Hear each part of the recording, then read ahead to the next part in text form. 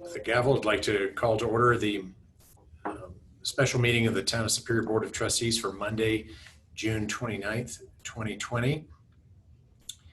And we'll have Trustee Laura Skrzynski lead us in the Pledge of Allegiance.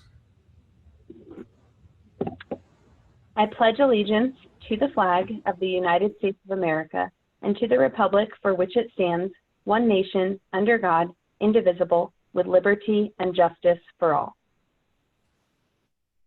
Thank you. Phyllis, could we have the roll call, please? Sure. Mayor Clint Folsom, Here. Mayor Pro Tem Mark Laces, Here. Trustee Sandy Hammerly, Here. Ken Lish, Here. Kevin Ryan, Here. Neil Shaw, Here. Laura Skrzynski, Here. Town Manager Matt Magley, Here. Town Attorney Kendra Carberry, Here. Town Clerk Phyllis Sarton here. Thanks. Thank you. Next is the approval of the agenda. Do we have a motion to approve the agenda? So moved. Okay, motion by Mayor Pro Tem Laces. I'll Second by second. I had second by Trustee Lish. And Phyllis, roll call, please. Folsom, Yes? Hammerly, Here. Last Yeah, I'm Laces, sorry. Laces, Yes. Lish, Yes. Ryan, Yes. Shaw, Yes. Skrzynski. Yes. Thanks. All right, thank you. Next is public comment, and this is public comment on consent agenda, presentations, and non-agenda items. So if anyone has any public comments on those items, please signal by raising your hand. We'll call on you. Kathy Carty-Mullen, you're up.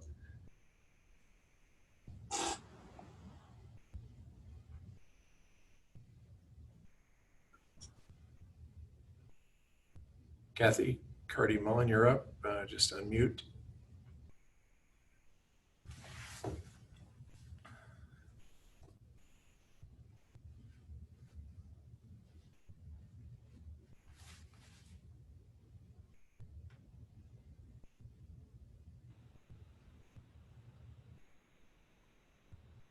Okay, Kathy Carty-Mullen, if you'd like to make public comment, just unmute, bottom left of the screen.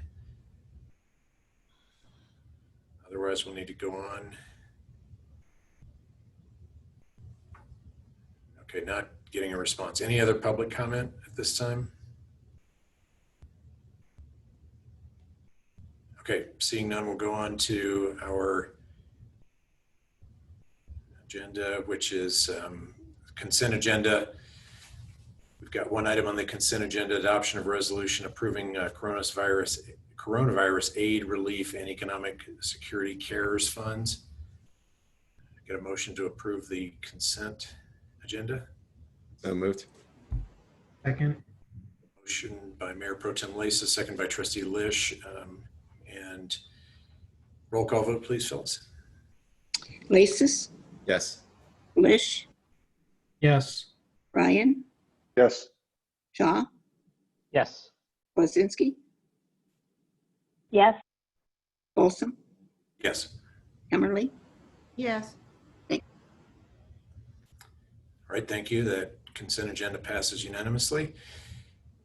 Okay, we're on to item number 4, which is a continued meeting and adoption of a resolution approving the final subdivision plat for Rock Creek Ranch Filing 25, the final site plan, and associated development agreement, and ordinance approving the PUD amendment for the park at Rock Creek.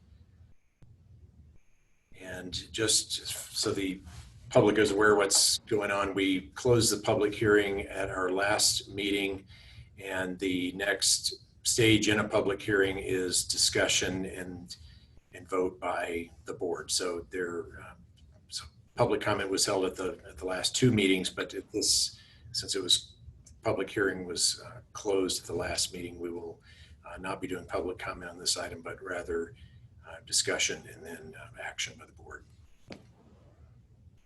So maybe turn it over to Town Manager Matt Magley and see if we have any updates from anything from staff. Yeah, yeah, Mayor, thank you. Town Attorney Kendra Carberry was working last week on an addendum and some conditions. So maybe Kendra, you want to go over those with the board, and then I don't think we have any other staff follow-up. We're just available for questions at that point. Thank you. So we have adjusted the deed restriction and the development agreement to address the affordable housing issues. Those are the ones that were appropriate for the development agreement. The other issues would be incorporated into the planning documents. And I believe Martin has given you an updated staff memo on where those changes will be made in the planning documents to reflect the agreements that they have agreed to. That sounds repetitious, but the changes that they have agreed to, excuse me. So I think that covers all of what we had what you all had talked about at your last meeting, but happy to go through it further if you like. I have just one kind of procedural question, Kendra. In the event that additional conditions arise through board discussion, obviously the public hearing is closed at this point, and we can't have a back and forth with the applicant. But how would you propose that we address those conditions to the extent that they become proposed and conditions of the approval? So I think we can talk about what are appropriate conditions between you and me. And then I also can email, typically, as I told the applicant's attorney, I would run out in the hallway and we would talk and I would come back to you. We can't do that in the context of a Zoom meeting, but I can certainly email the applicant's attorney or talk to him on the phone while you guys are deliberating, and anything that might be agreeable to them. Obviously, you all can impose reasonable conditions regardless of whether the applicant agrees to them, but it's always helpful to have the applicant's assent to that. So if there's something that I need to talk to the applicant about, I can talk to their attorney offline. Okay, thank you. Kendra, were there other conditions beyond affordable housing that you had? Maybe you can go through your list of conditions that you've got. Well, I would, okay, so I would, most of them are not in what I did. Let me see what Martin had put. Martin had done an updated cover memo, so let me find that. I can go over it real quick. Okay. Yeah, So- Matt, if you would mind doing that, that would be helpful. The only ones I dealt with was the affordable housing ones. Yeah. Trail and tracks B and C are to be maintained in a manner that's equivalent to the town. This is called out on, or will be added to the sheets 3 and 4 on the final site plan. Electric vehicle infrastructure, utility design sheets 15 and 17 will be updated to note that this amenity be a standard part of the development. This is for infrastructure, 240 volt wiring in the garage. Solar panels, the building elevation plan sheets 28 through 37 will be updated to reflect installation of solar panels as a standard feature. The attainable housing, which Kendra just went over. Fencing around the south perimeter, the final plat site plan, landscape sheets will be, there's a number of them that will be updated to reflect additional fencing. This is around the southwest border, around the parking lot of tract 8A, sorry. Monument sign, the landscape sheet L2.02 will be updated to reflect an updated font and style.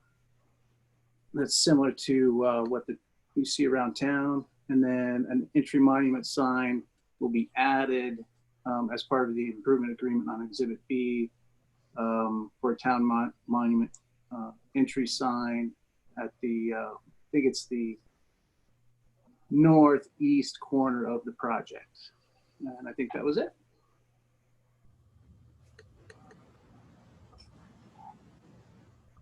Okay, would the board like to discuss some others. I made some notes on some potential other ones, and I imagine other board members may have others too. Do we want to talk about that or just go into general discussion, or what's the board's preference? I'd like to just hear what all the conditions are that at least we all previously agreed upon. I know that there was one about parking. There was an agreement about in the event that the units become owner occupied, that there would be CC&Rs included within the HOA. That was a condition of approval that would require people to park in their garages. Yes. That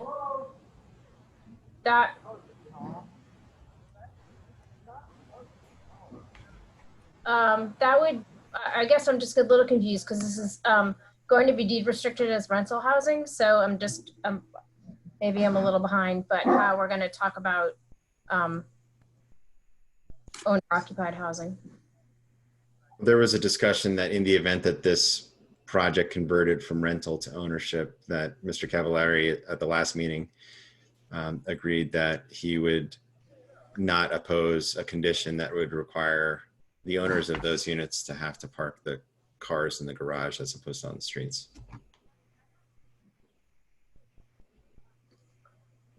Okay, I'm not sure how enforceable that is, but we can certainly give it a shot. This is the first I heard of this restriction, sorry.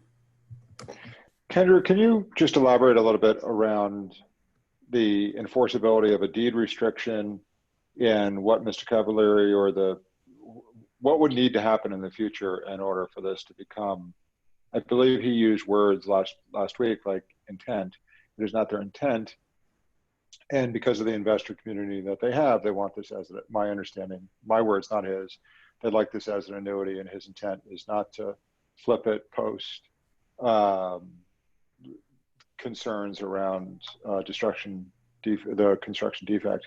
In the event, given the deed restriction, what would be required in order for that to change, to become owner occupied? Well, the town would have to consent. The deed restriction doesn't allow for owner occupied right now. Well, at least for those particular units. So there would have to be, first of all, a subdivision to allow it to be broken up into condos, is what I'm imagining. And also, so that would require town approval. And then also the deed restriction doesn't allow that right now. It talks about rental units. So at least those 16 units would have to remain as rentals, which seems odd in the context of selling it for owner occupied condos.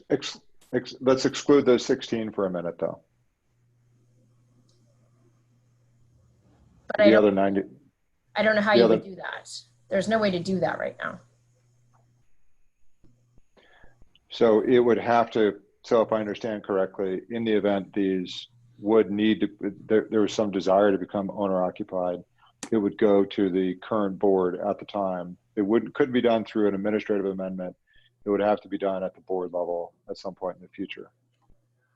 Right. There would have to be both an additional approval of I believe, a condo type subdivision to approve that replat because it would have to be replatted into separate lots for condos. And also there would have to be some approval of an amendment to the deed restriction, because right now we're talking about 16 deed restricted units in a rental complex, which we won't have if they convert to condos.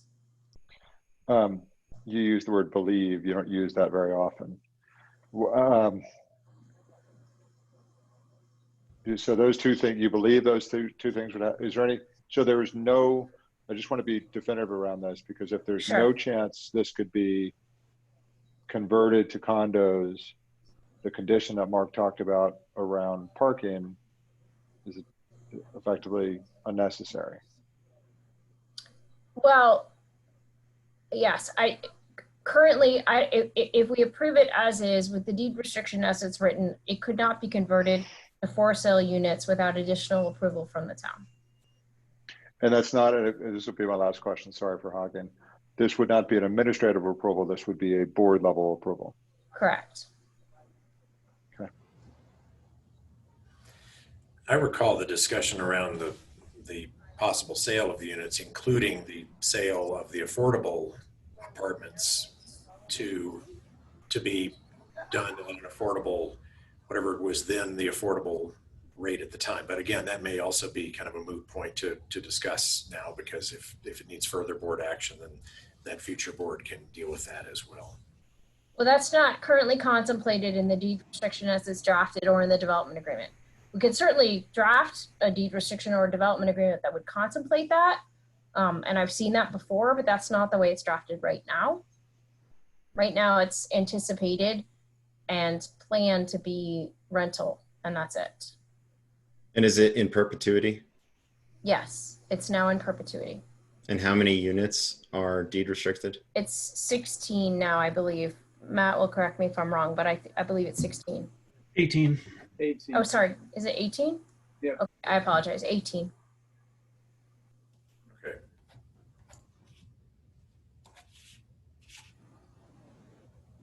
One other possible condition was discussed at the first meeting.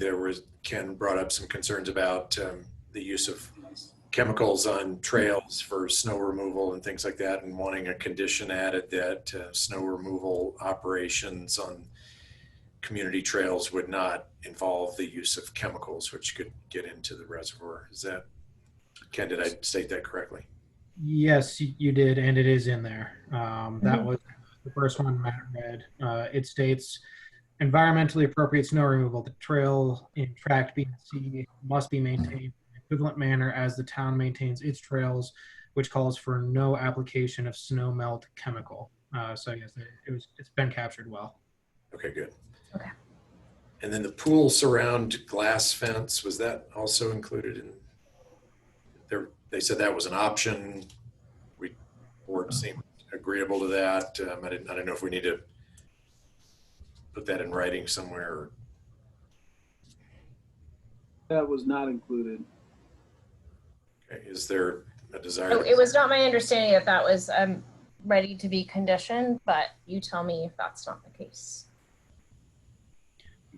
Maybe I'm misremembering it. I thought that was a change from when it went from the planning commission up to us, as that was presented by the developer. Maybe I misheard or I'm misremembering. I thought that was already incorporated and didn't need to be conditioned. That's what I thought as well. Then we're good. Yeah. Yeah. We're good. Okay. That's all right. And I think you mentioned this already, Matt, but the habitat restoration plan per OSAC, has that been captured in there that the developer shall work with OSAC on habitat restoration plan? Yes, that's correct. Okay. All right. That's everything I had. If anyone has anything else.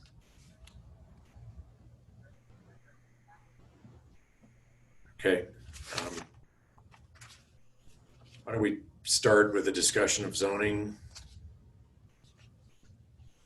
Who would like to start? I'd like to start. So I really, tonight, I know we're on Zoom, but I think hopefully in the last couple of weeks, we've all gotten used to using Zoom either here or in our day jobs. So I just want to start by saying right now, I'm very undecided on the zoning decision. I am really asking that we try our best to be conversational tonight. I don't think it will help us make an effective decision if we do our normal go down the line and monologue. So I wanted to say in advance, let's try for back and forth. I will certainly be interrupting as needed so that we can have that back and forth dialogue. I'm happy to start then. So I guess just before we kick it off, a thank you to everyone who's been involved on this. I know town staff, you guys put a lot of work into all these documents and the applicant as well. And I do appreciate the agreement to the changes that we all just heard. As far as zoning goes, in my thinking on this topic, I see it is our role and duty as members of this board to determine whether an application for rezoning furthers the goals of the town and adheres to the comprehensive plan. Despite what we heard from some of our residents, tonight we aren't talking about open space or making this open space. We are talking about whether we should leave this as commercial zoning or alter the zoning for residential. So just to make sure we're all kind of singing from the same sheet of music, I'll quickly read over what the comprehensive plan states for the property. So it states that preferred land uses for this area include a mix of commercial, office, and moderate intensity residential uses, such as patio homes and senior housing. And all or a portion of the site may also be considered for potential acquisition as high value open space.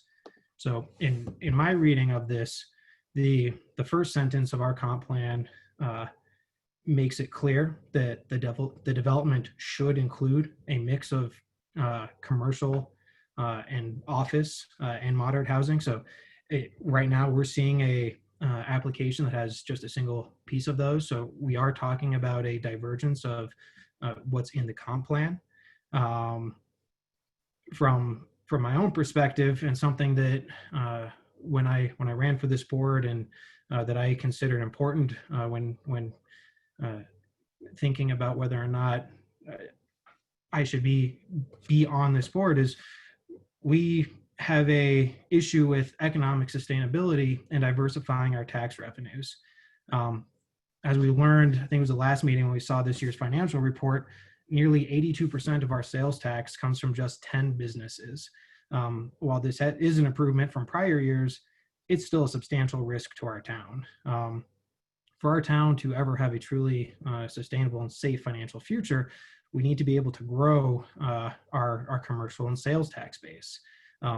In my view, this request to rezone from commercial to residential is an antithesis to mitigating that risk. So approving a zoning change for any of our remaining commercial areas, let alone this one or any other, to residential, in my view, would be irresponsible and would be one step closer to permanently enshrining a financial risk to our town that neither us nor any future board would be able to mitigate. So in my view, a rezoning of this land would not be prudent for the town.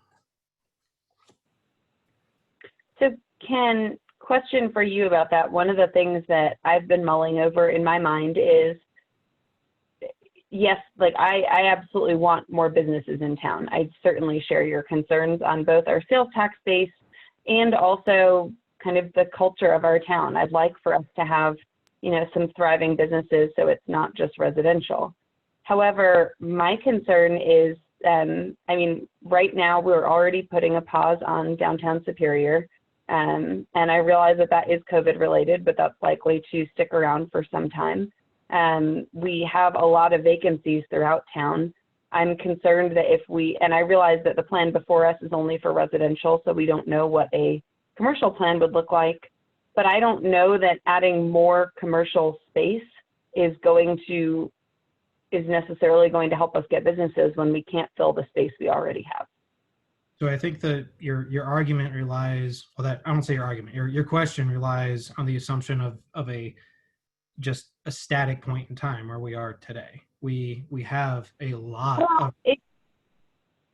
It goes before COVID as well. I mean, we've had a lot of vacant space in the Superior marketplace well before COVID came along. And we have a gigantic amount of residential that has been approved and yet to be built and populated in downtown Superior. So we're going to have a huge influx of our population, not just down there, but there's also active development, an approval at Superior Shores, and I know there's a replat that's come before us as well, but we are going to see a lot more heads to be able to support those businesses in the next 5+ years. Beyond that, there's still an open question mark as to what will be happening on the outside of our borders right down the road from this development and whether there'll be additional residential there. I think the argument that this location is not feasible for commercial is a bit of a red herring.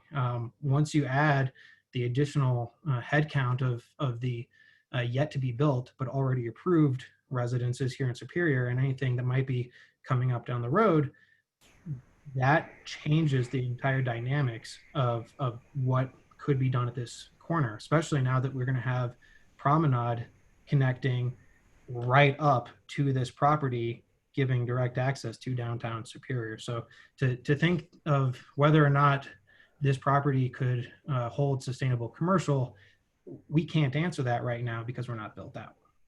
So I want to add something here because, Laura and Ken both picked up on something. If you go back to the comp plan, it was authored in 2012. And, when we first heard from the applicant, Diane said that they've been working on this project for 4 years. So you have an 8-year-old planning document and you have, basically a scope of work that Zaharias undertook 4 years ago. A lot has changed. There's Appendix A in our comp plan, there's 12 parcels. Of the 12 parcels, there's 5 that are available now. This town bought 4, or rather we own 4 of them. We have, by virtue of our decisions and decisions by boards before us, taken out a tremendous amount of the commercial opportunities that we have.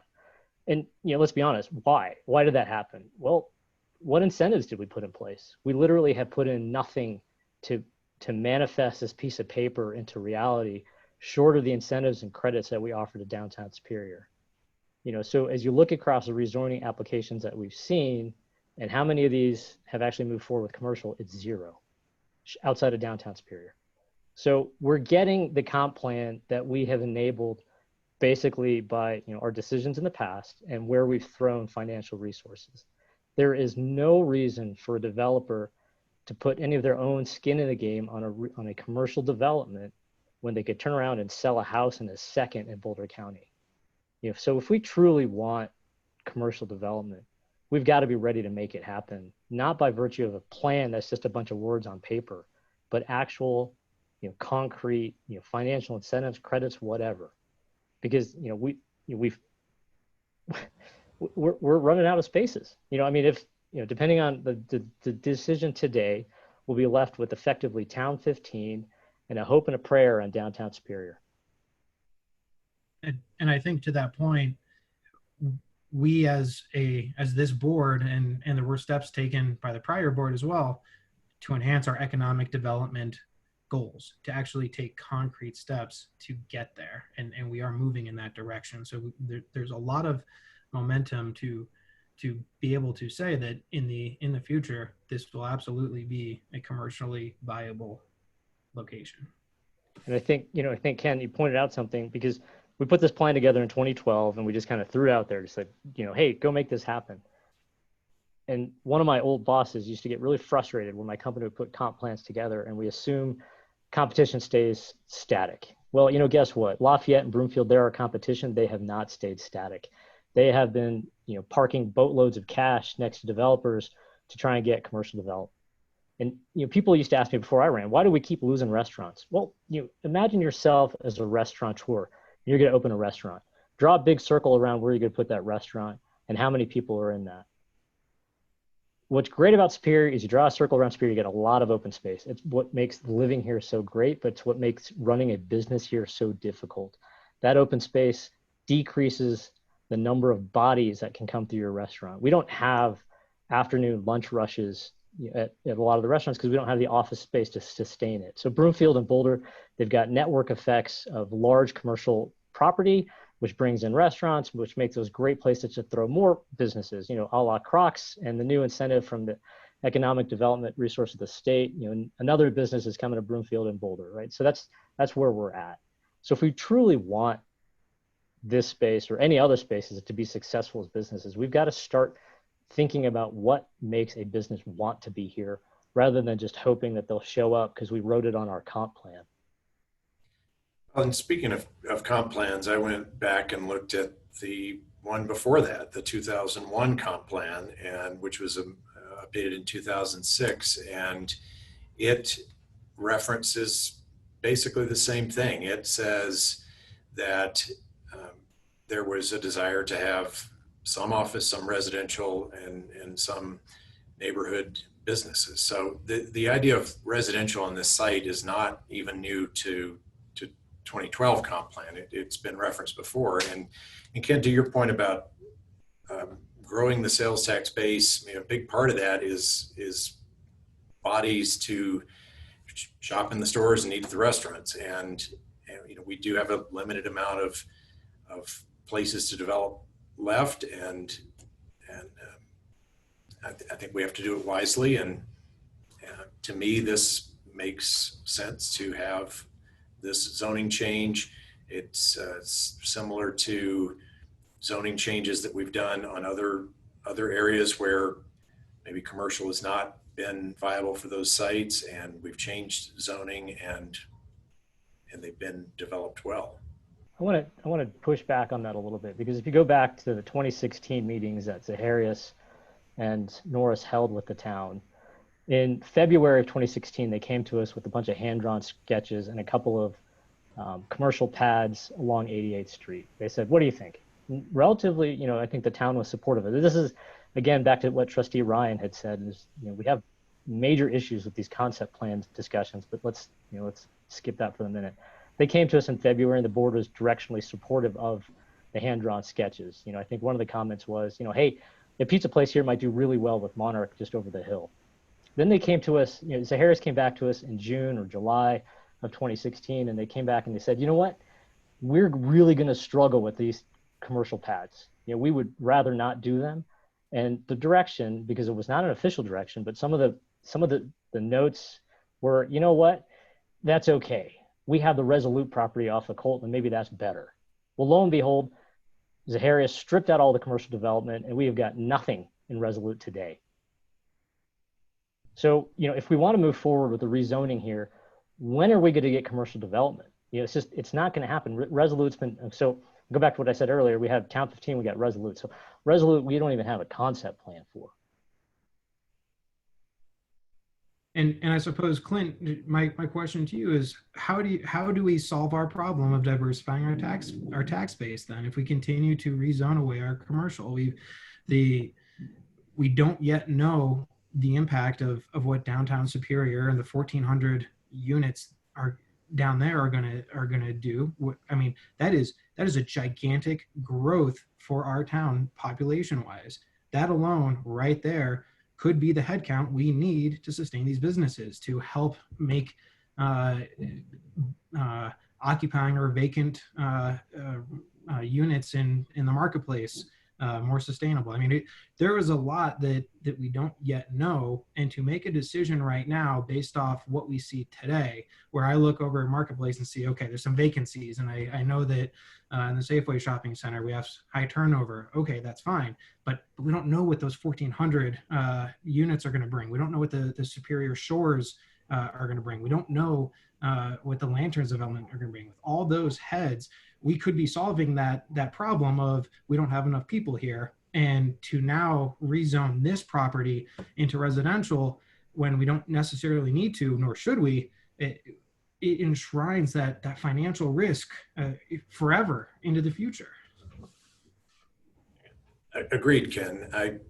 I guess though, saying no, let's hold off on this and hold out for some commercial development that's gonna have large amounts of traffic and circulation to hopefully get some sales tax dollars. I think that completely flies in the face of what people have been saying. We don't want more traffic. We don't want more intensity on this site. And to me, residential is about the lowest intensity that you can have on a site. Anything, I mean, potentially office, but office is not going to do much for our sales tax base at all. So I guess I'm not understanding that either. But so I think Ken made a really good point that, in identifying the section of the comprehensive plan that pertains to this particular property, that, this application on its face is not a mix of commercial, office, and moderate intensity residential uses. So on its face, there's a conflict with the comprehensive plan.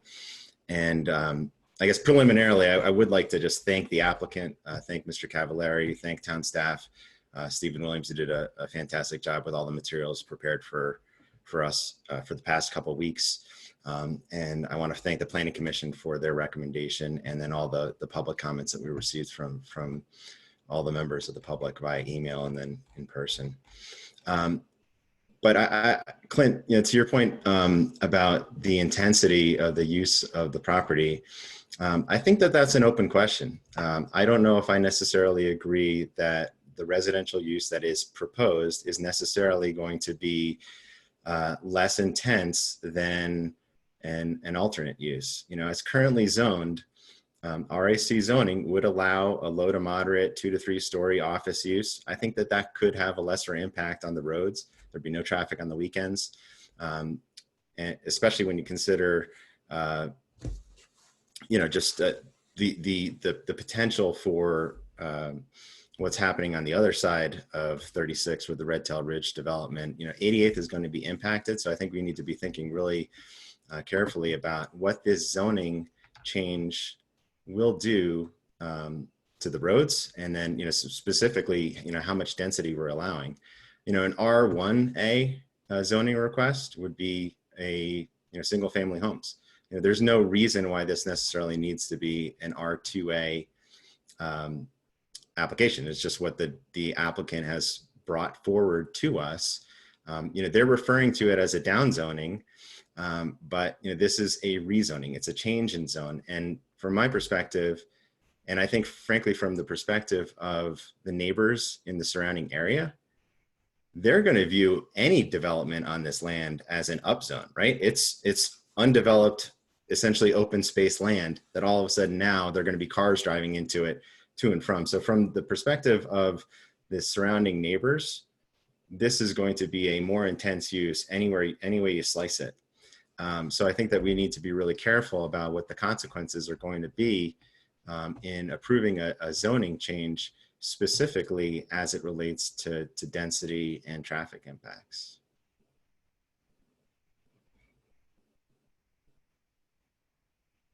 So I guess the question that I have is, could an RAC use have a lesser impact than the proposed R2A zone request? And that's something that I don't have the answer to. I'm curious to hear your thoughts. I think it could go a number of different ways.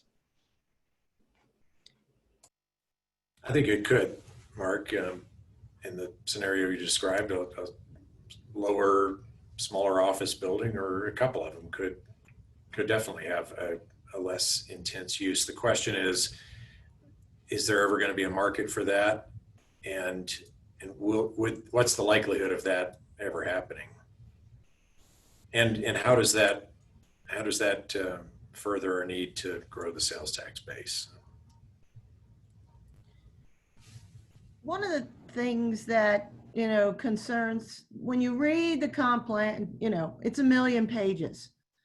But when you read Appendix A and you're reading right under Table 11, which is the same one that Neil referred to, it clearly states that the key to the fiscal viability of the town is a balance of residential and non-residential, and that any significant deviations from the land uses proposed in the plan will need to be analyzed.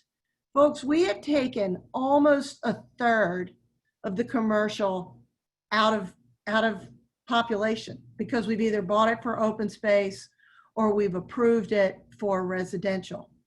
We are going to have, if we approve this, a significant imbalance of residential, which every time we take a piece out, it makes it less likely that we can correct the imbalance. For me, there's just it is not right to take this risk without having had the proper analysis of what putting any residential on this land, if it was, as Mark stated, single family homes, the impact is significantly different than 188 or 180 high density residential, which we already have a lot of in this town just up the street. I don't think we've taken the efforts to try and incentivize development. We've obviously placed a lot of incentives in downtown Superior, but we've been reluctant to actually look carefully at what we might want on this piece of land, and to simply accept the word of a developer that we don't have any other options without the town actually talking to the residents about it, to me is not the right thing to do. With the purchase of CenturyLink, 31.7% of the land in this town is now parks, green space, and open space. If we take this parcel of land out, we even further reduce the opportunity for us to get any sort of commercial or office balance in this town. And so I just think it is wrong to go 100% high density residential on this piece of land. Hey, Mark, you asked a good question about traffic. And, you know, as I kind of drilled into last week, it's been one that's been, I've really struggled with that, because one of the things that's happening in office development is no one wants a building sitting empty on the weekends. It is a complete waste of capital. So what you're starting to see is more mixed use office buildings that have, you know, a retail footprint or some other use, so that they can use a parking lot over the weekend. So it's not an asphalt highway of just emptiness. So with respect to, you know, what does this look like from a traffic perspective, we absolutely need to see a better study that, you know, truly weighs, you know, the high density housing, or, you know, the applicants 180 units. They did have a higher density application before that, but, you know, take that, and at the other end of the spectrum is a true mixed use development. And I think, you know, what I gleaned from the traffic report is the numbers that we were provided, you know, for a pure office were at the high end of what's reality for Boulder County. They might be reasonable for, you know, middle America, USA, but Boulder County has a high percentage of non-drivers. And I think we need to see an actual traffic study that reflects that. But does it sit out empty on the weekends? I would personally struggle to see someone wanting to bring that forward, because it'd be a tremendous, you know, waste of resources for it to be empty, you know, basically 1/3 of the year with respect to usage. You know, that said, I think there is a mixed use case that could truly work here. I don't think it happens, you know, on its own. I think it needs some pushing and prodding and, you know, some incentives to make it happen, but I think it can work. I agree. I agree with a lot of what you said, Neil.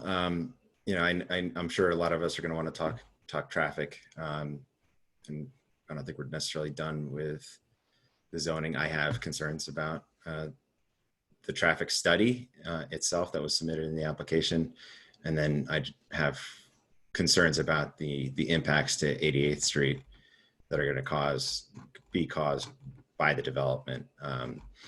I guess, you know, the point of me asking the question is, if we allow this rezoning to R2A, we know what we're going to get. We don't know what we're going to get with the current RAC zoning, right? In theory, we could get a 120-foot tall commercial building that would cover 40% of the property. That would only require, you know, 20% of the property to be reserved for, you know, common open space.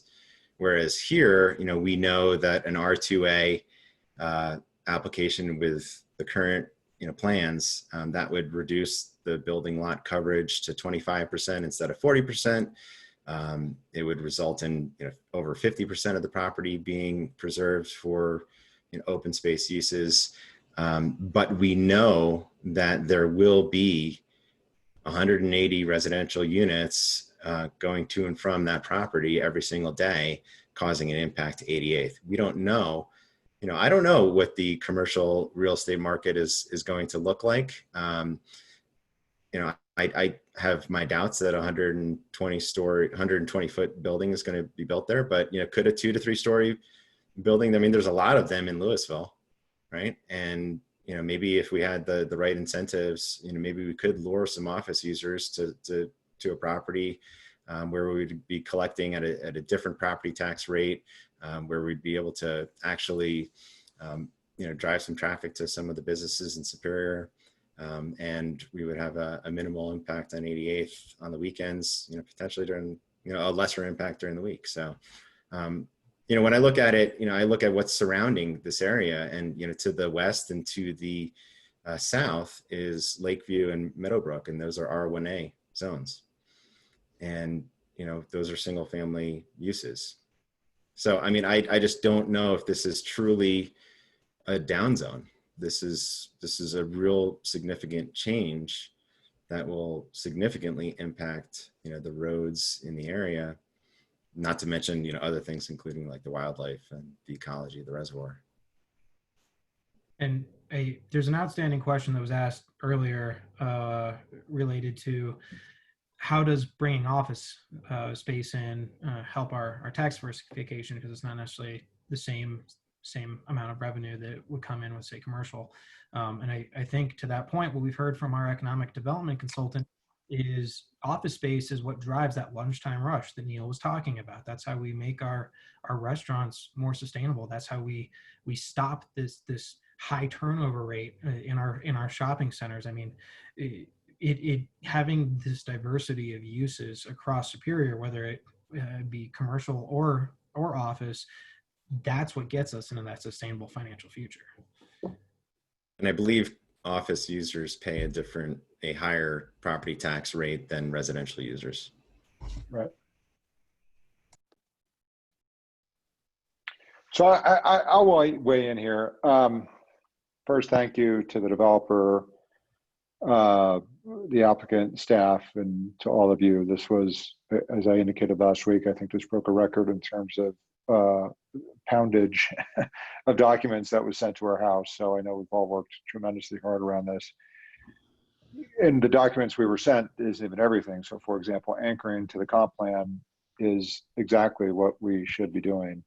And I think we all have opinions around maybe the staleness of the comp plan, and talk about mixed use and other more current terms, which just reinforces the idea that we need to get that thing updated, but that's for another day. The question today is whether or not this is consistent with the comp plan.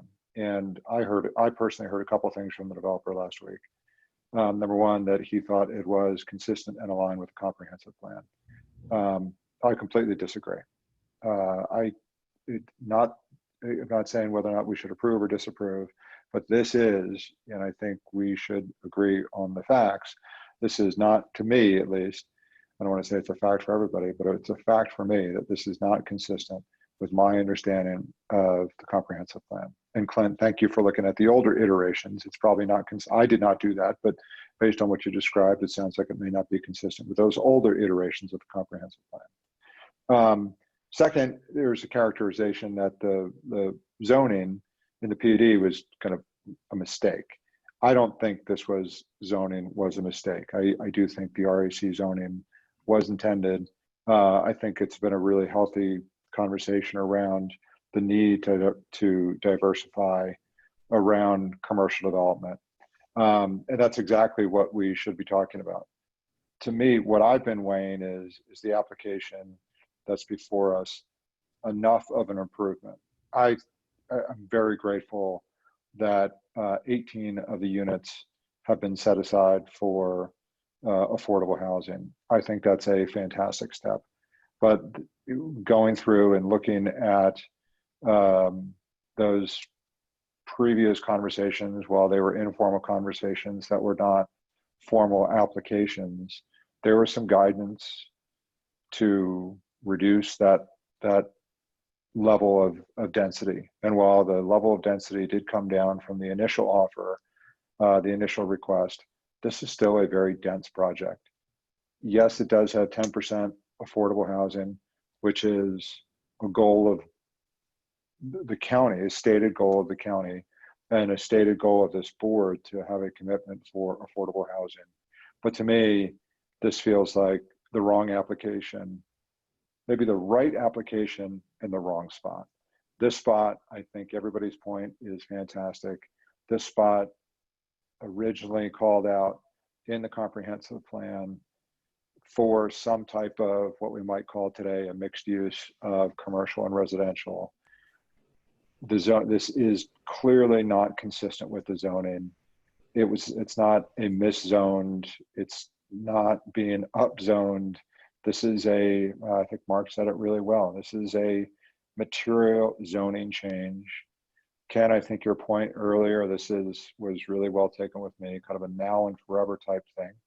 And this is where I'm not sure we've heard from everybody, but I'm at this point not convinced that a material change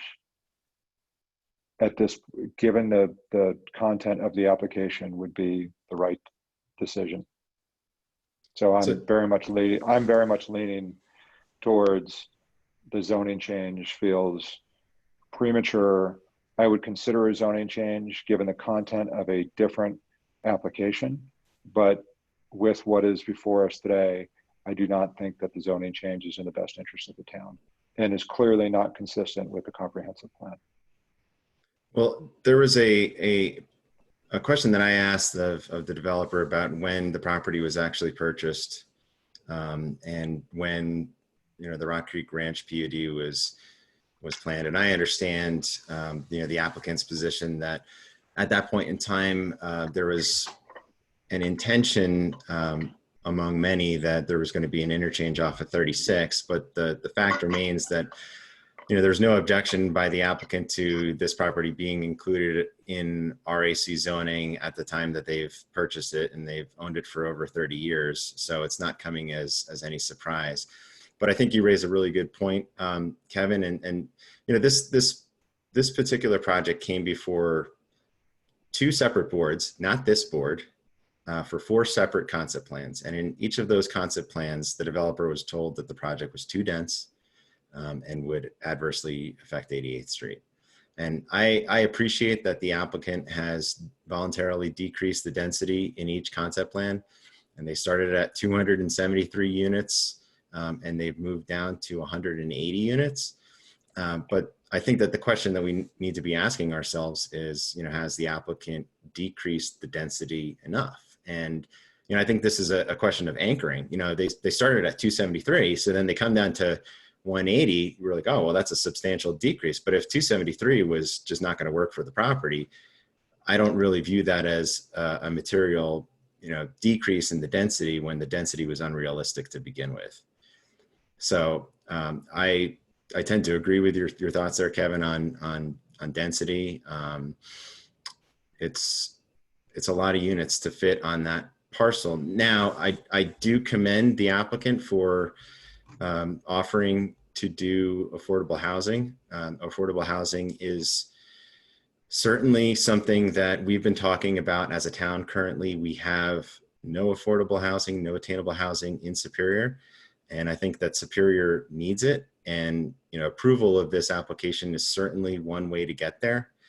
But in my mind, like to overcome the concerns about, the adverse impact to 88th Street and surrounding neighborhood, I would need to see a substantial increase in affordable housing to kind of get over those objections. So, I know that we've already got a commitment from the developer to move up from 9 to 18 units.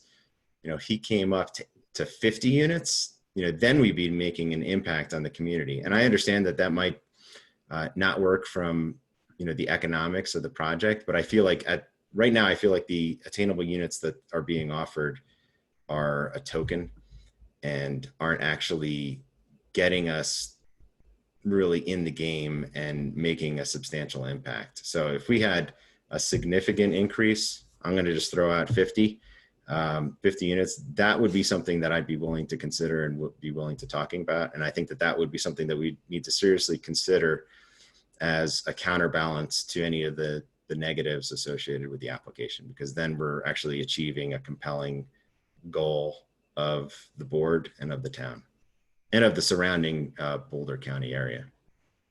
Mark, thanks for those comments. I think 10%, if every developer across the nation came in with a 10% objective for housing to reach an affordability goal, I think that would be fantastic. And I don't think the word token to me was taken, I I think 10% is very good. And I want to encourage future developers to come with a 10%. In this case, I agree, moving the needle a little bit more because it was not zoned for residential would have been good. I'd also like to see that number turned up. The problem you're going to get is you're going to increase the level of density. So a project like this with a 10% affordable housing objective set aside to me is exactly right. It's just the wrong place, because if it was somewhere, because the only way they could make it work with the economics and everything else is to improve the level of density. And so you'll turn the needle in one way, get affordable housing, which is fantastic and what this community needs. You're going to turn the needle in the wrong direction. You're going to increase density, and you're going to crush ADAs. You're going to have a larger diverse impact on the wildlife in the area. To Ken's excellent point, forever and ever, you're going to set aside, you're going to eliminate the opportunity for the future commercial viability of this. So, I mean, I know you and I are in general alignment, but even for me, even if the developer was communicating with Kendra to say, I'll move the needle and increase the affordable housing above 10%, I suspect that the next thing will be they need to increase the level of density. And this, for me, is already a far too dense project.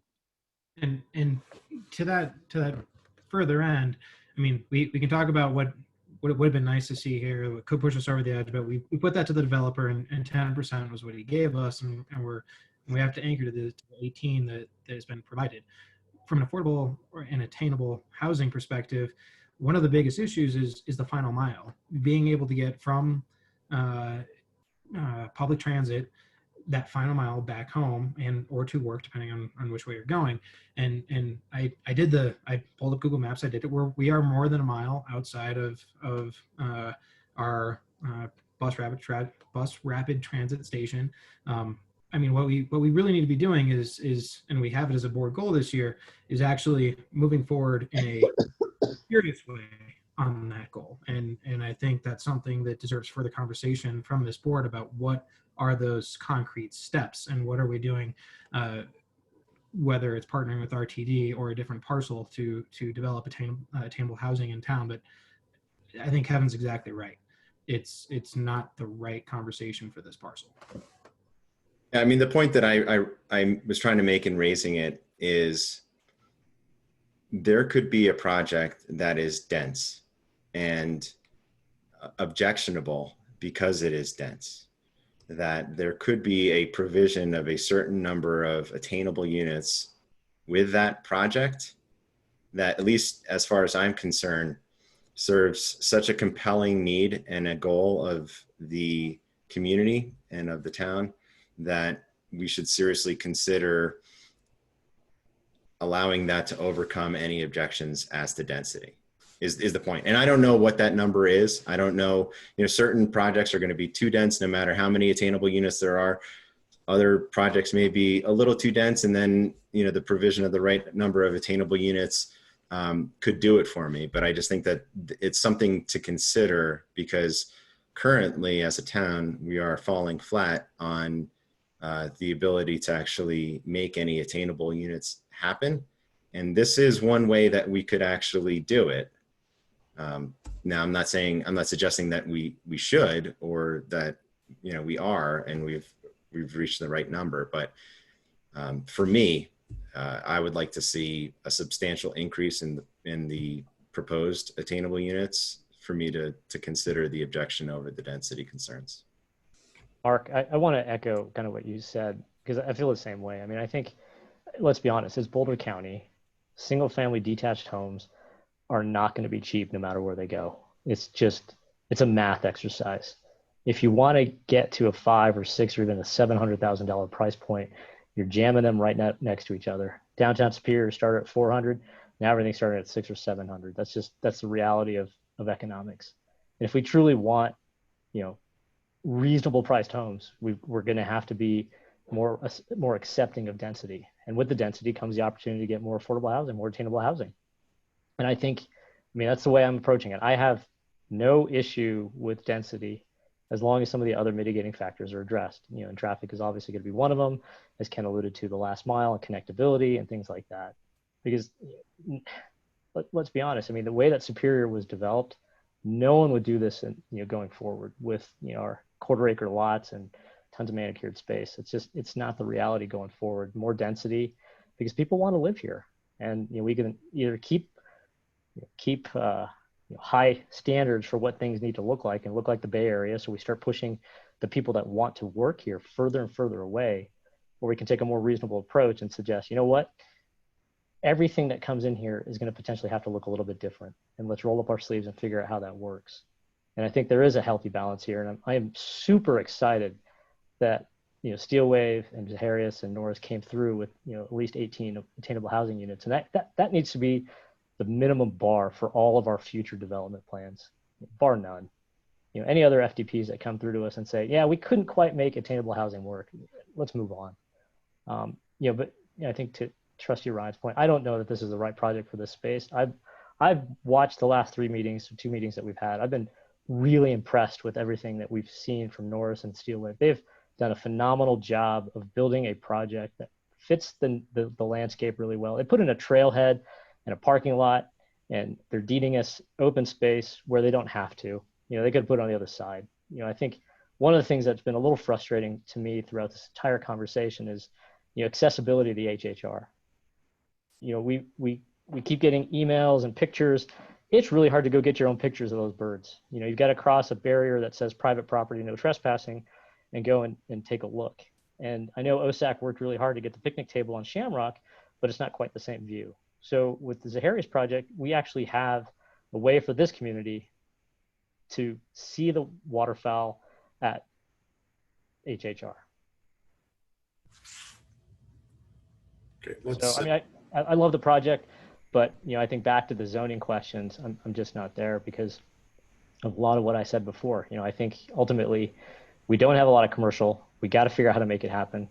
I'm, you know, kind of hanging my hat on the fact that, you know, if we turn this thing down, I'm receptive to them coming back and suggesting, you know, here's how we can make commercial work, because it's just not happening on its own. There's no organic commercial development happening in this town whatsoever, and it ain't going to happen. We're just going to have a lot of undeveloped land unless we're, you know, willing to acquiesce a little bit to make ourselves competitive with the nature of where we are.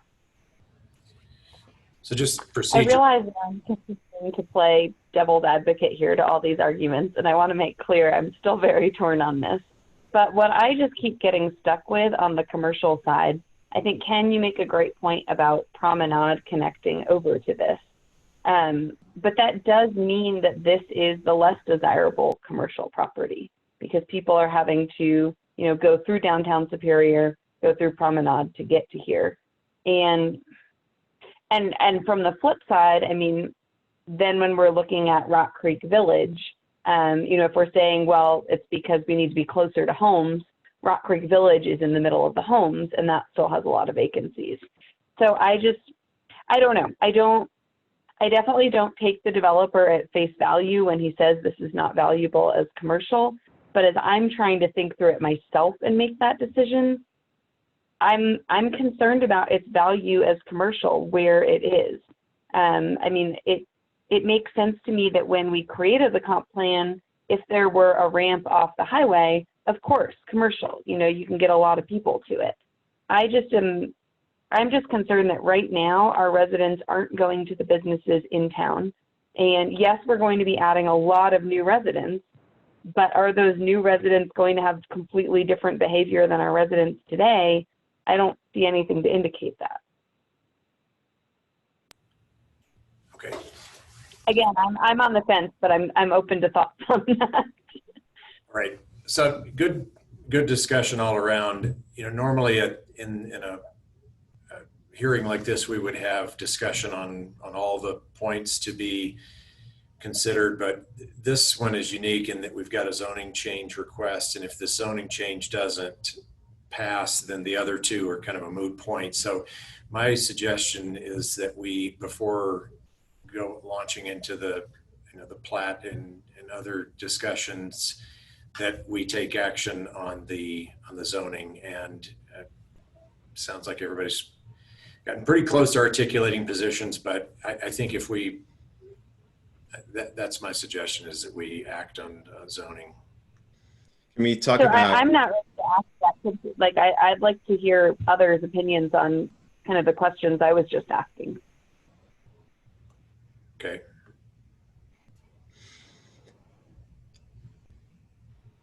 Ken, you're on mute. Yeah, sorry about that. I'm not sure what other answers there are, Laura. I think we've already talked about everything you're asking. I think what you need to ask yourself is, do you truly believe that there will be, with that huge influx of population Superior, that there's not going to be enough people to support commercial over there? Do you truly believe that the right decision and what will benefit the town is to remove the few remaining pieces of commercial out of existence? I mean, that's what it's going to come down to, and that's what it's come down for to me. Yeah, and Laura, my answer to the question, I think you're asking all the right questions, and my crystal ball isn't any finer than yours, right? So, I mean, I think you're asking our questions. I just don't know, and I just go back to exactly how Ken started some of the conversation. You know, okay, let's anchor to the initial comp plan, which is exactly what we should be doing. This is inconsistent with that initial comp plan. If we make this decision, that decision is now and forever. And, you know, suggesting that, we made some good comments around it, that it will not be financially for this board to make those decisions, that the fact that the developer is currently stating that the commercial is just not feasible for this space is a bit of a red herring, given how quickly things have changed, right? I mean, none of us expected a year ago to be where we are now. I mean, if this was, I would agree that a commercial office building with, how many stories at 120 feet would of course not be commercially viable. But I'm not sure that a new commercial building in Interlaken would be financially viable right now, despite all the other commercial buildings that are there and the accessibility and better lunchtime restaurants. I'm not sure I buy the lunchtime argument, but whatever. But anyway, but it goes to me, I just don't know. My crystal ball is not tuned enough to know one way or another, and the decision we're making is the final decision, because it's not just going to be rezoned and then it could change in the future, which we've seen before, we've seen now. This is rezoned and then another application that's going to come right on top of it. So that's my answer to your question. It's probably not the answer you'd hope for, but it's, I'll try. And Clint, to your suggestion around, we would normally take these things, we'd have the body of discussions and then consider everything at once. I agree, that's the normal course. And while I'm not a huge fan of straw polls, in this case, a straw poll might be necessary because I'm not sure that I want to approve. Straw polls are not going to be possible, so never mind. I take that off. No, we're not going to do straw. We're not going to do straw poll. Can I just interrupt really quickly? I just got an email from the developer's attorney saying they're willing to go to 36 units of affordable housing. I know that this is not supposed to be let's make a deal, but I'm just offering that up as if that would change anyone's opinion or affect anyone's decision. I did receive that email recently. Thanks for that, Kendra. Right, thanks. I'll let other people respond to that. I think I already previewed what my comment would be. Yeah. It would be the wrong thing. Hey, understood. Laura, I just wanted to throw that out there. Laura, just let me kind of try to respond because I do agree with you. And I think part of the problem is we have not actually leveled the playing field for any of the development, commercial versus residential. If you've got $1 to pour into development in this town, where are you going to put it? You're going to put it where you're going to get the quickest return on that $1. And it's residential, Yep. Without a doubt. I mean, anyone can sell anything in this town if it has 4 walls and a ceiling that doesn't leak. It is not hard because people desperately want to live in Superior. We have phenomenal schools. We have a phenomenal town. I mean, it's not rocket science. But if we actually, equal out the playing field for the math exercise on commercial versus retail, let's see what happens. Let's do what our neighbors Lafayette and Broomfield are doing to attract those businesses and see what happens. then we can make a more informed decision. Right now, our decision is driven by what the developers tell us they can and can't do. And I think it's, it's a stacked deck. And the other thing, Neil, and that's a really good point. I mean, this developer is a residential real estate developer, and so he's not in the business of building office space or building commercial units. So obviously he's got a desire and a plan to try to get residential approved, and that's fine. That's his prerogative. But there could be other developers out there who have an idea as to how to make the highest and best use of this property in a way that's consistent with the existing zoning. The problem with the existing zoning, as far as I see it, is, residential, we can understand what residential means, right? You've got single family, you've got multifamily, you've got apartment complex. And then it's a question of how many people are going to be on that, a given acre. Commercial is pretty broad, right? Are we talking, coffee shops? Are we talking offices? Are we talking a gas station? Is it a movie theater? What was it going to be? A hotel? It could be any number of things that is going to be consistent with this parcel. And so the way I'm looking at it is, do I believe that no commercial could work on this parcel? And if the answer to that is yes, then I could see potentially supporting a change to a residential use, because I don't believe that a developer should necessarily be landlocked.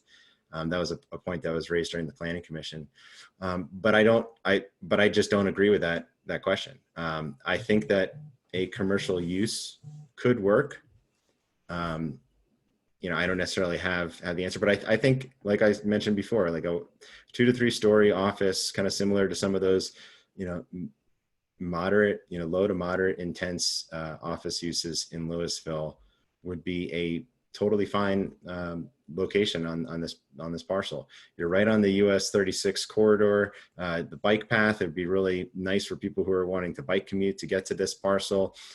If you're in the healthcare industry and you have business with the hospital and all the medical offices right across the street, it could actually work. Maybe you're doing something in the education sphere and you're marketing to the school. There's maybe a daycare could work there. I mean, there's a number of different uses that I think actually could work on that parcel that wouldn't necessitate, a rezoning request. So, to answer your question, Laura, I think that commercial uses can work, but it's not our job to speculate as to what's the appropriate, commercial use to actually deploy here. I do agree that, things have changed in light of COVID-19 and the market is changing.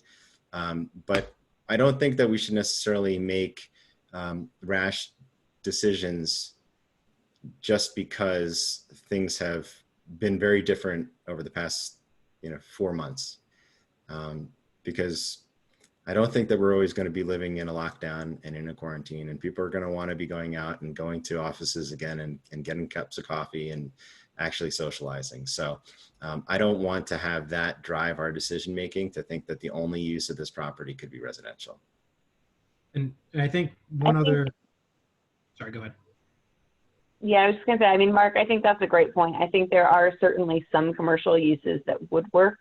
And you all know my sector of consulting, I do retail and consumer. This is all I've been talking to my clients about for the last 4 months.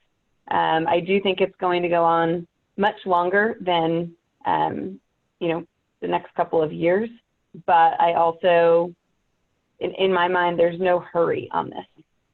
If we get an application in 2 years that works for commercial, I think that's fair. And I also don't think we necessarily need, for that matter, more housing. So thanks, Mark. And the only other additional thing I was going to say, Laura, is let's say that all my assumptions are wrong, that our volume of influx of residents doesn't help buoy our commercial base, that we still have all of our vacancies after we get built out, and Superior is just destined to be a bedroom community because we cannot support commercial. Well, then that's still fine. And 10 years from now, a developer can come back and ask for another zoning change. Saying no tonight isn't a forever thing. They can always come back and ask again with a different project or whatever they want. But if we were to say yes tonight, then they're going to start building, and this will become residential. So that, I mean, it's one of those, a no leaves everything open on the table. A yes locks us. Can we switch Great gears point. and just talk about traffic for a second? One of the things that really struck me in both presentations was the fact that the traffic study that's been presented sampled a single day of traffic in December of 2018, and it really didn't take into account that 88th has substantially changed since that time, right? That subsequent to the date that the traffic was sampled, Promenade was decided as the connection to downtown Superior. It wasn't updated to account for the closure of Weldona. There was no consideration of what the potential development of the ConocoPhillips property across the street in Louisville, with over 2,000 multifamily uses and a major corporate headquarters would actually have on 88th. So, I mean, when I look at that traffic study, I have serious doubts about its trustworthiness, its ability for us to rely on it. And I just feel like 88th right now, we're building it with an eye towards the future. Hopefully it can expand to a 4-lane road, assuming that Louisville does something on their side and we can get the bridge fixed. But if we dump 180 residential units without substantially changing 88th, I just think that we're destined for a huge problem with 88th. That right now, I mean, 88th is already a problem, and I think it's going to get substantially worse. So, Mark, I spent more time on the traffic than I want to even acknowledge. But one clarification is at least that the study that they took was at the end of 2018, after the temporary closure of Weldona was in place. So it did at least affect, account for that. But you're absolutely right. It didn't account for the Promenade, the diversion that's going to use Promenade, or and then you have to go to the Louisville traffic study on Red Tail Ridge to see what their impacts on that from the project as it was presented to their planning commission was going to have, and it was 6 to 7% increase, at the roundabout. And all of these things have to be added into a single point of view. For me, I looked at their study, I looked at what was presented for the board for Anderson, and then I looked at the 2015 study. And of course, our 2015 study was problematic because it was when the diverging diamond interchange was being built. So it was flawed data right there. So we've got garbage data all over the place and 10 moving parts. My biggest issue with the traffic study was the assumption, I guess the sort of the industry assumption that multifamily attached has fewer trips than single family detached, which I'm still trying to wrap my head around. And obviously there's some rocket scientists that have put that together, and it's normalized data across the entire country. But I don't want to say Boulder County is an island, but we are. I think the movement patterns for us tend to be different, and I think we have to account for that. When you have alternative, transportation that's more readily available, and Superior struggles with that. But as we start to build out the bikeway and more multimodal transportation becomes available, these traffic dynamics are going to change. And I think none of that is truly acknowledged in the traffic study, and it makes it really difficult to truly grasp what the future holds.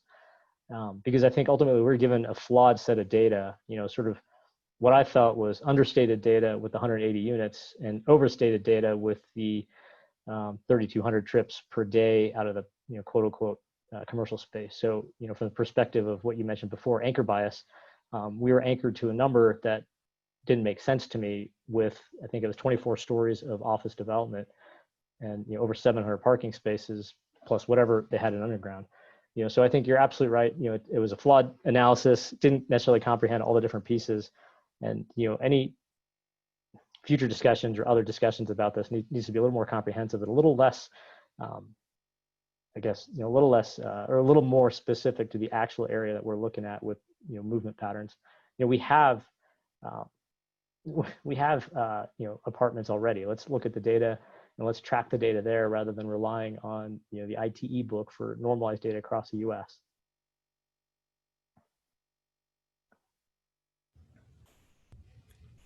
Okay, others comments on that, or I think we've heard from just about everyone on positions on zoning, and I'd suggest we go ahead and take action on the proposed zoning ordinance.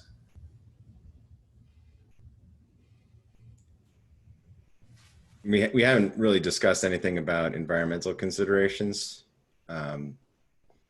which, you know, we can move on to later in the discussion if you want, but.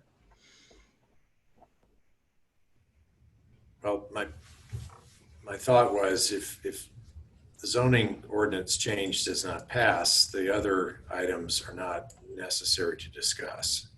So Kendra, you want to weigh in on that? That's correct. I would, if the zoning ordinance doesn't pass, I would prefer a vote on the rest of them just to have a clean record, but I agree with you. I don't think there's needs to be a discussion on the rest of the items if the zoning ordinance doesn't pass. And Kendra, just for clarification, would the attainable units discussion, would that be a condition on the rezoning, or would that be a condition on a different agenda item here, the development application? Or I guess I would say I would not approve the rezoning unless that was a condition of the rezoning, because once the rezoning is approved, there's an entitlement there. Right now, the affordable housing is part of the development agreement, but they all go hand in hand in my mind. So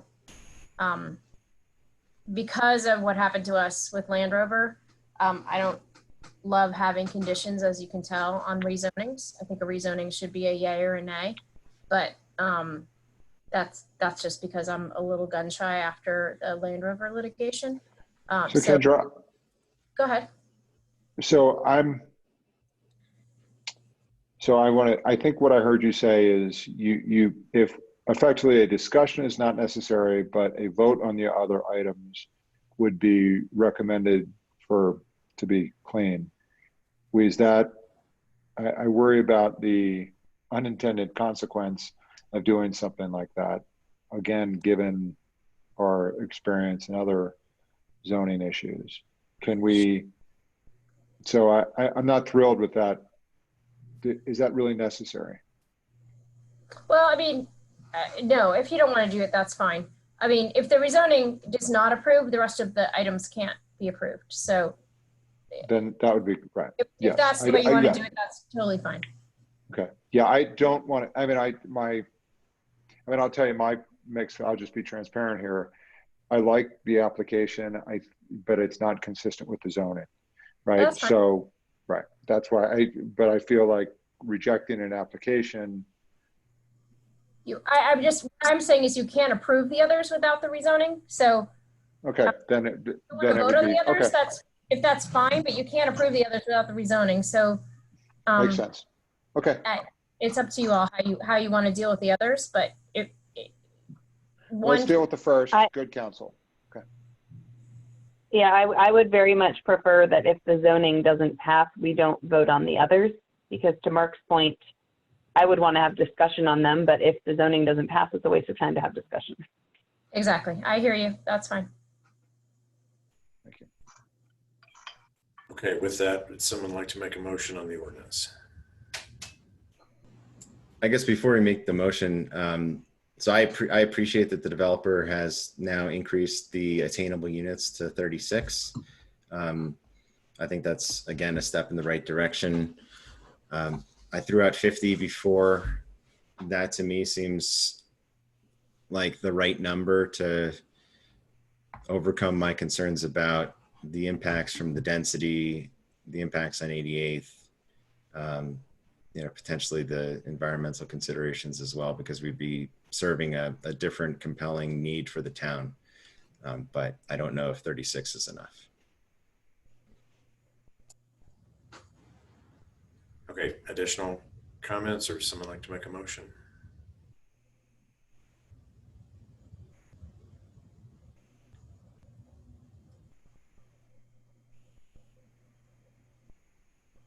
All right, I'll make a motion. Ordinance number, Kendra, or sorry, Phyllis. 8. Okay, Town of Superior, ordinance number 8, series 2020, an ordinance of the Board of Trustees of the Town of Superior approving an amendment to the Rock Creek Ranch Plan Development to rezone Lot 1, Block 1, and Tracts A through C of Rock Creek Ranch filing number 25 from Regional Activity and Employment Center RAC to Residential 2A zoning, case number RZN 2020-01. Motion by Mayor Folsom, second by Trustee Lish, and roll call vote, Kendra. I'm sorry, roll call vote, Phyllis. Folsom, Yes. Hammerly, No. Lasis, No. Lish, No. Ryan, No. Shaw, No. Lizinski. No. Thank you. Thanks.